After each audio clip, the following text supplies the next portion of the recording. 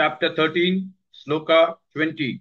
Karyakaranakартृत्वे, Karyakaranakартृत्वे, Karyakaranakартृत्वे, Hetu Prakriti Ruchyate, Hetu Prakriti Ruchyate, Hetu Prakriti Ruchyate, Karyakaranakартृत्वे, Hetu Prakriti Ruchyate, कार्यकरणकर्तृत्वे हेतु प्रकृतिरुच्यते कार्यकरणकर्तृत्वे हेतु प्रकृतिरुच्यते कार्यकरणकर्तृत्वे हेतु प्रकृतिरुच्यते कार्यकरणकर्तृत्वे हेतु प्रकृतिरुच्यते पुरुषः सुखदुःखानां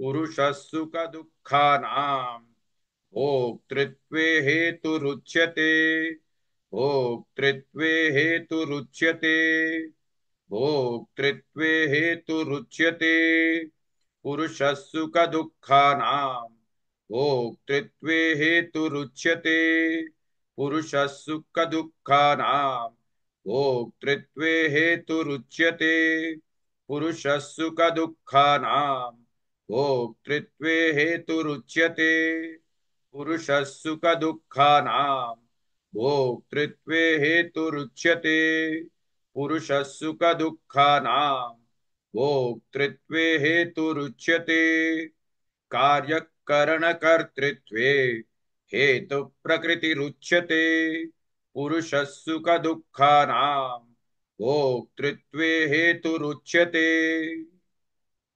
Please like and share this video because you could be instrumental in helping someone around the world recite the Srimad Bhagavad Gita, thereby helping them to have a life of unending opulence, victory and prosperity.